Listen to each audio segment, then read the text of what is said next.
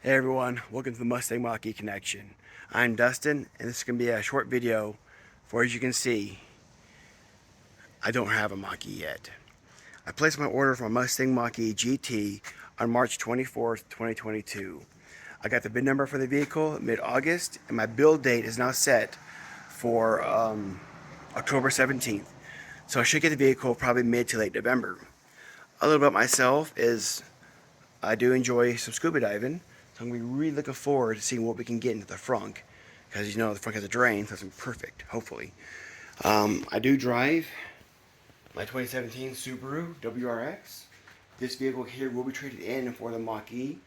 We will then install this dash cam over into the Mach E.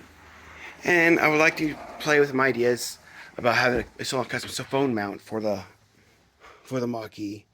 Like that's a wireless charging magnetic mount. So I'm going to want that. But yeah, let's head up to the office and let's go over why I picked a Mach E.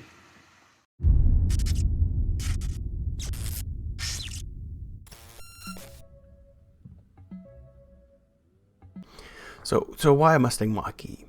Well, I think the answer really goes back to 2015 when I bought me my first Mustang GT, V8 muscle car, my very first one.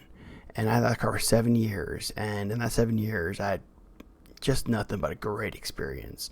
I mean, racing it, car shows, meetups. I mean, just everything about the Mustang was I don't know, it was just a great car.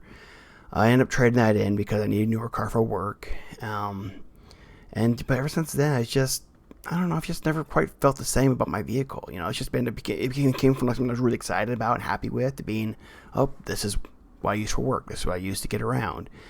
And once I heard they were making a new Mustang EV, because me also being very interested in EVs lately, I really started looking into this. And then I read about the Mustang Mach E Android Auto, and basically right there, just the idea of an Android Auto, I'm using a Pixel myself, really intrigued me. So I really got excited about the Mustang Mach E. But like we all do, we all know about Tesla.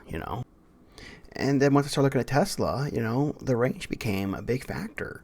I mean, I really wanted a EV that can do at least 300 miles on a charge. And the Tesla Model Y can do 330 according to it, and the Mach E is only 270. So I mean, that was a big difference. So yeah, Tesla is the way to go now. And I can get a white leather interior and blue exterior, and I've always wanted that in a vehicle. I thought that was cool. And then Tesla also has the tow hitch. I'm a homeowner now. So with a tow hitch, I can get a trailer and I can hold my own gravel. I can take a sofa out somewhere, whatever. The tow hitch opens up more capabilities than I've ever had in a vehicle.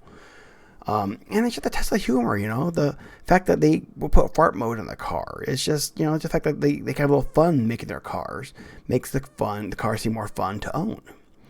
And then you got the dog mode and the sentry mode. I mean, watch Wham, Baam, Teslacam. I mean, it's just like, who wouldn't want that feature? A full 360, footage. My current Direct only has front and back cameras, which is good. But I mean, I had to put that in myself. Tesla comes with it, and it just seems like, yeah, this is the way to go. I should go Model Y.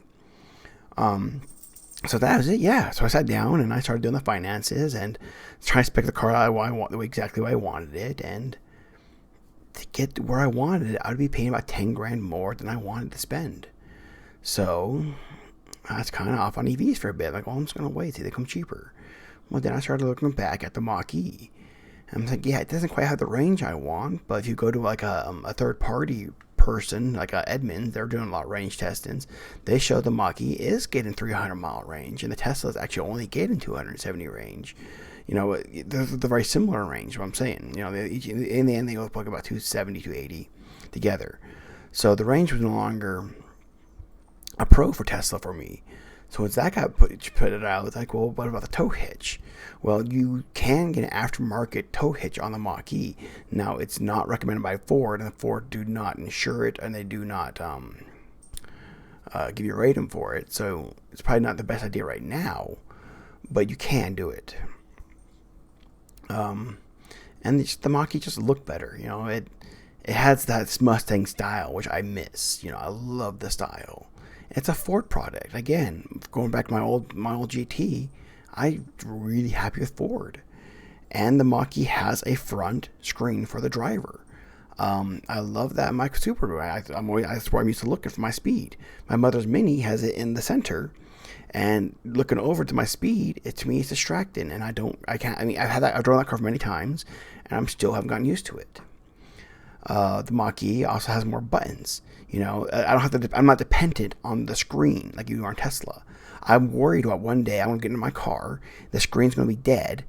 How am I going to get the car into gear? How am I going to open my glove box? You can't do anything if that screen is dead.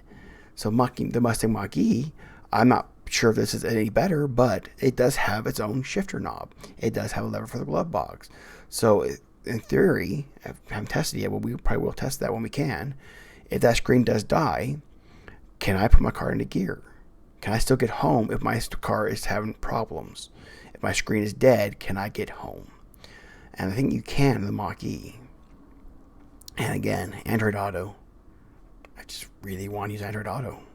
Tesla doesn't have that. So let's let me back to the Mach E. And I did the finances. And it's just within my budget.